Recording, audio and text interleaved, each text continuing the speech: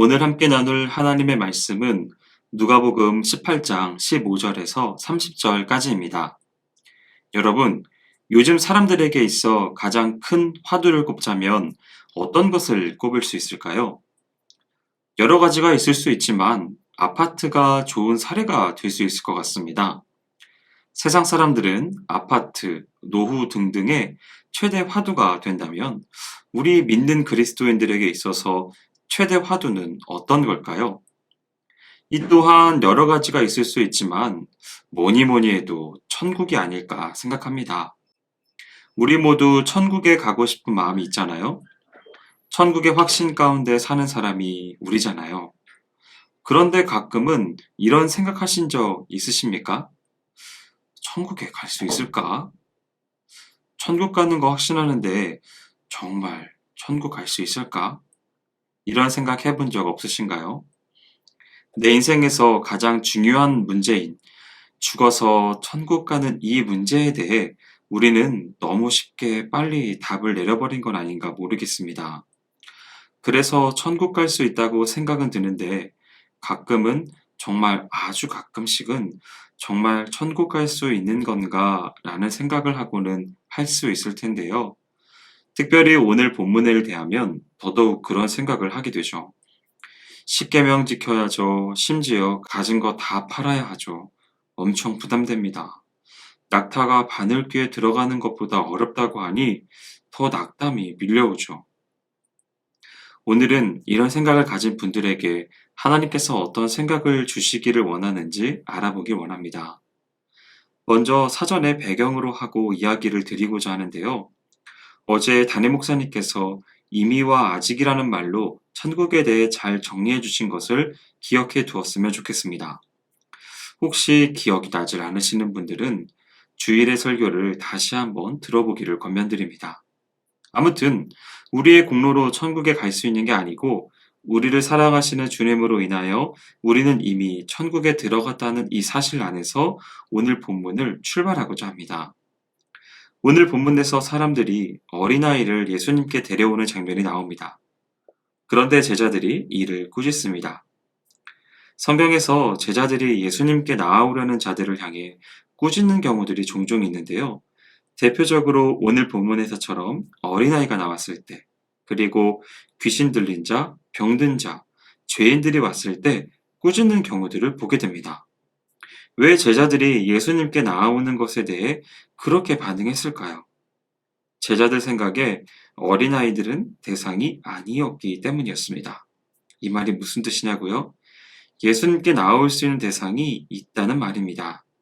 어떤 자격을 갖춘 사람은 예수님께 나아올 수 있고 어떤 조건의 사람들은 그럴 수 없다는 이야기인 것이에요. 그 중에서 어린아이들은 그 대상이 아니라는 말입니다. 제자들은 이렇게 생각했던 거예요. 그래서 자격이 없는 어린아이는 나와서는 안 된다고 생각하여 꾸짖은 것입니다. 거기에 대해 예수님은 뭐라고 하십니까? 어린아이들이 오는 것을 용납하고 금하지 말라 하십니다. 이 말이 무슨 뜻이에요?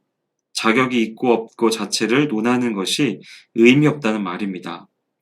어떤 자격이 있는 사람만이 주님께 올 수 있는 것도 아니고 어떤 자격을 갖출 수 없기 때문에 주님께 나아올 수 있다는 말이에요. 이를 뒷받침하는 이야기가 하나 더 나옵니다. 부자 청년의 이야기죠. 이 청년은 어떤 사람인가 하면 모든 계명을 지킨 사람이에요. 이를 보면 어린아이와는 대조되는 사람이라 할 수 있습니다. 이 청년이 와서 질문을 하고 있는 겁니다.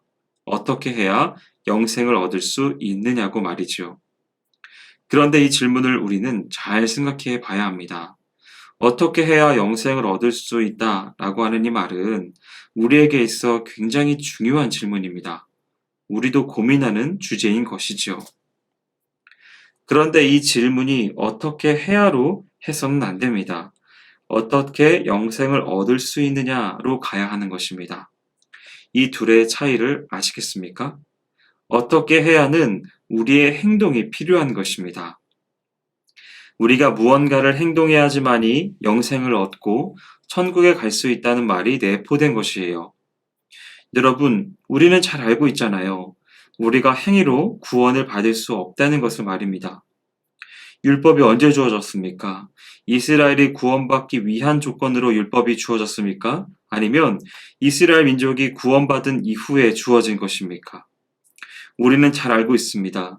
구원 얻은 민족이 구원의 선물로 누리는 것으로 율법을 주어진 것을 말입니다. 그래서 어떻게 해야 영생을 얻을 수 있습니까? 라고 하는 질문은 엉뚱한 질문이에요. 말도 안 되는 질문인 것입니다. 이에 대하여 예수님은 이게 아니다 라고 말씀하시는 것입니다. 그래서 행위에 매몰되어 있는 청년에게 자꾸 행위로 말씀하시면서 결국 가진 것을 다 팔라고 하는 것에 이르게 하여서 막히게 만드신 것입니다. 부자 청년은 신앙적으로 볼 때 참 대단한 사람임에 분명합니다. 그런 청년을 통해 주님께서 말씀을 주신 것은 사람이 아무리 선하게 해봤자 그걸로 안 된다는 것을 알려주기 위함입니다. 사랑하는 여러분, 우리도 삶을 살아가다 보면 하나님 보시기에 제대로 살 때도 있지만 그렇지 않을 때가 있습니다. 스스로 생각하기에 부족하다 싶을 때가 있죠. 수요 예배나 금요 기도에도 못 나오고 봉사에는 자꾸 빠지게 되고 헌금을 내는 것에 있어서도 더 많이 내야 하는데 하는 생각을 할 때가 있습니다. 하나님 보시기에 죄송스러운 것들이 하나 둘씩 늘어가게 되면 우리에게 낙담이 찾아오게 될 수 있습니다. 거기에 더해 혹시라도 일이 잘 안 풀리면 고통이 가중됩니다. 하지만 이런 상황에서 나의 잘못으로 인해 벌 받는 거야로 정리되는 것에 주의하시기 바랍니다. 내가 똑바르지 않아서 지금 내가 이런 상황인 거야로 받아들이시는 것은 곤란합니다. 주님은 어린아이가 오는 것을 기뻐하시는 분이십니다. 어린아이가 주님을 위해 할 수 있는 일이 뭐가 있습니까? 그가 교사를 하겠어요? 11조를 어마어마하게 내겠습니까? 밤이 늦도록 기도를 하겠어요? 새벽에 나와 예배에 오겠습니까? 그가 주님을 위해 할 수 있는 일이라는 것은 얼마 없습니다. 그렇지만 주님은 그런 어린아이를 용납하셨습니다. 마찬가지로 주님은 여러분의 어떠함을 보고 여러분을 평가하거나 받아들이시는 분이 아니십니다. 그 반대도 마찬가지예요. 여러분이 신앙의 우쭐함이 있다고 해서 주님이 여러분을 더 높게 보시는 분이 아닙니다. 필사 좀 많이 했다고 해서 그게 약발이 먹히고 그러는 게 아니에요. 주님 그렇게 마음 좁은 분이 아니십니다. 예배 많이 참여했다고 하는 그 숫자가 여러분을 신앙인으로서 평가받는 그 잣대가 되는 것이 아니라는 이야기예요. 여러분이 아무리 열심히 노력한다 한들 그것으로는 절대 주님을 만족시킬 수 없습니다. 주님은 그냥 여러분이어서 여러분을 사랑하시고 용납하고 있는 것입니다. 내가 무엇을 해야 할까? 어떻게 해야 은혜를 받을까? 복을 받을까? 고민하지 마시기 바랍니다. 대신에 하나님이 날 위해 무엇을 해 놓으셨나를 바라보십시오. 일은 주님이 하십니다. 우리는 주님이 하신 일을 보고 감격해하며 감사해하며 그것으로 인해 안심하면 됩니다. 그렇게 천국을 소망하고 천국을 누리면서 이미 왔지만 아직 오지 않은 그 놀라운 신비를 누리면 되는 것입니다. 바라기는 오늘 아침을 큐티로 여는 모든 분들에게 이 은혜와 사랑이 넘치시기를 주님의 이름으로 축복합니다. 기도하겠습니다. 사랑과 은혜가 많으신 주님, 우리의 행위로 절대 하나님을 만족시킬 수 없음을 깨닫게 하시고 그 행위가 아니라 있는 그 자체로 나를 귀하게 여기시는 주님으로 인하여 안심할 수 있는 오늘 하루가 되게 하여 주옵소서. 내가 무엇을 해야 할까를 고민하기보다 하나님이 날 위해 무엇을 해 놓으셨는가를 돌아볼 수 있는 오늘 하루가 될 수 있도록 축복하여 주옵소서. 행하실 주님을 기대하오며 모든 말씀 예수님의 이름으로 기도합니다. 아멘.